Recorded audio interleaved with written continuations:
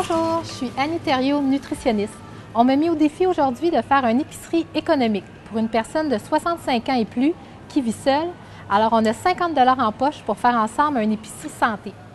Première étape, on se prépare. J'ai pris la circulaire. Évidemment, on essaye de s'inspirer des spéciaux pour faire notre menu. Aussi, je vous invite à faire un inventaire de votre frigo. Essayez de trouver les aliments qui vous restent pour éviter le gaspillage. Alors, on est prêt? Suivez-moi.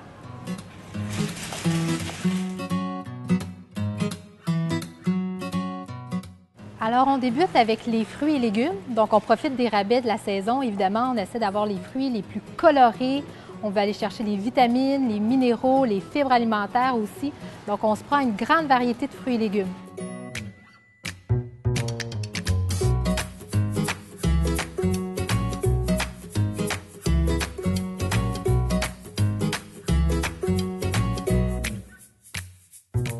On arrive maintenant aux fruits. Donc, les fruits, toujours un excellent choix de dessert ou de collation. On en profite cette semaine. Les poires, les bananes sont en spécial.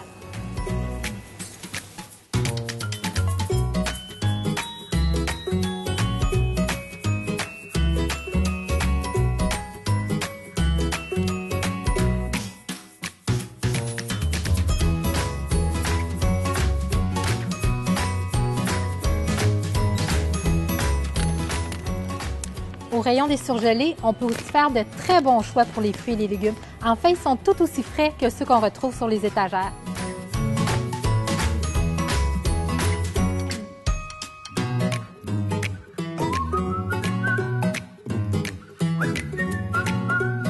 Donc, je vous invite à toujours en avoir une bonne provision dans votre congélateur.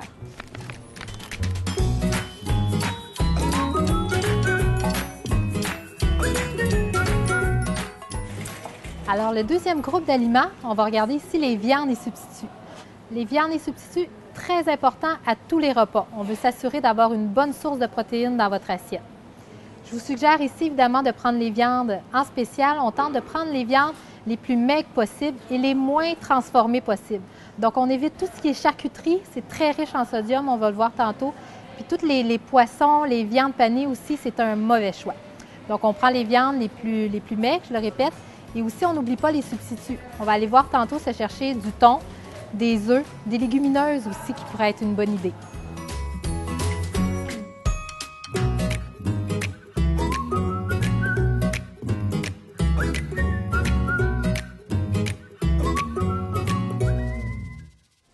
Donc, un substitut de la viande qui est très nutritif, mais aussi très économique, les légumineuses. Donc, les légumineuses, je vous parle de pois chiches, de lentilles, fèves de lima, fèves rouges. Donc, je le répète, c'est un choix très économique. Donc, on peut s'en servir en salade ou dans des soupes. Ça sera toujours un très bon choix.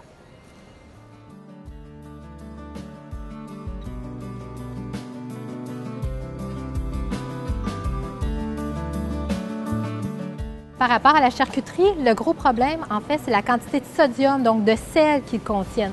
En haut de 10 %, on peut dire que c'est une grosse source de sodium, donc on évite.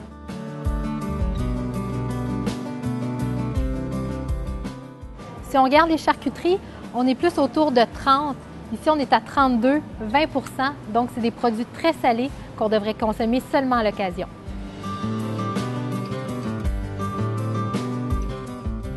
Donc, on a choisi nos fruits et légumes, on a choisi nos viandes et substituts.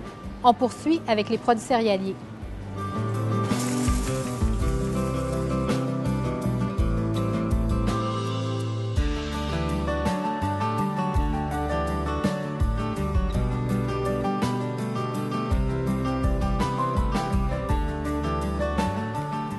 Alors, mes critères de sélection pour les céréales, donc dans une portion, on s'assure d'avoir au moins un 3 g de fibres alimentaires. Aussi, je vous invite à venir regarder les sucres ici. On vise un maximum de 6 g, donc 6 g et moins, c'est un bon choix. Donc ici, j'ai un 5 g de fibres alimentaires, donc un excellent choix, et seulement 5 g de sucre. Encore là, c'est le bon choix. Versus ici, les fibres, malheureusement, 0 g, donc ça ne répond pas à nos critères. Aussi pour le sucre, on est à 12 g. On avait dit un maximum de 6 g, donc c'est trop, un moins bon choix.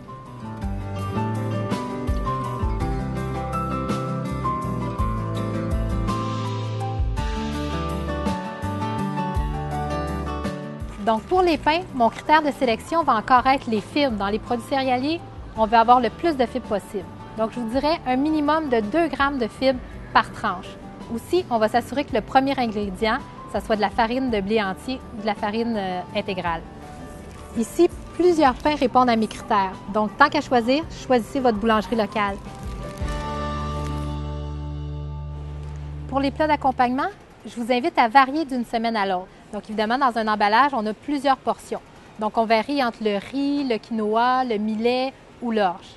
S'il n'y a aucun produit en spécial, on privilégie la marque maison qui est souvent moins chère.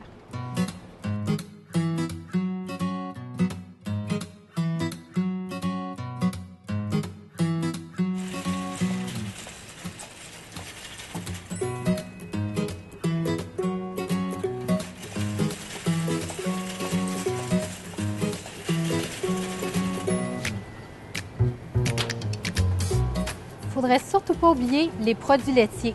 En fait, ils vont nous apporter du calcium, la vitamine D et aussi les protéines dont on a besoin. Pour les adultes de plus de 65 ans, c'est 3 portions par jour qu'on devrait consommer. Donc, je vous invite au repas, aux collations, à vous assurer d'avoir une bonne source de produits laitiers. Pour les produits laitiers, comme le lait, le yogourt et le fromage, pour être un bon choix, on vérifie le pourcentage de matière grasse. Donc, pour le lait et le yogourt, on tente de choisir des produits avec moins de 2 de matière grasse.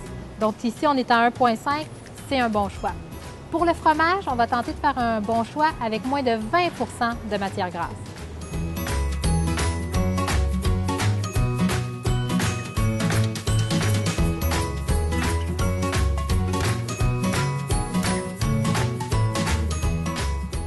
Pour terminer, vous pensez que j'étais pour vous priver de votre petite gâterie, mais non. On va tenter de choisir un biscuit qui serait un bon choix.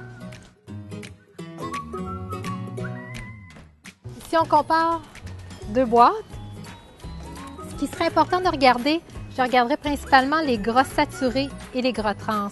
Les gras saturés et les gras trans, c'est des gras qu'on aurait intérêt à diminuer, donc c'est des mauvais gras. De ce côté-ci, je suis à 5 Je vous dirais qu'en bas de 5 c'est un excellent choix. Contrairement à mon deuxième choix, qui est à 18 donc c'est un choix qu'on devrait prendre moins souvent. En plus, cette sortie contient des fibres, donc on y va avec ces biscuits-là. Donc, c'est le moment de voir si j'ai relevé le défi, si on a réussi à faire une épicerie pour moins de 50 $ d'aliments sains. Donc, je vous invite évidemment à répartir ces produits en 3 repas par jour. Assurez-vous à chaque repas d'avoir des produits céréaliers, d'avoir des viandes et substituts et d'avoir des produits laitiers. Aussi, retenez bien les conseils que je vous ai donnés. On regarde principalement sur les produits du commerce, les gras saturés puis les gras trans. On vise d'avoir moins de 5 de gras saturés et de gras trans. Aussi, n'oubliez pas de regarder le sodium, donc le sel. On compare les produits, puis on tente toujours de prendre celui qui contient le moins de sodium. La même chose pour les sucres. Et souvenez-vous aussi que pour les fibres, au contraire, les fibres, plus il y en a, mieux c'est.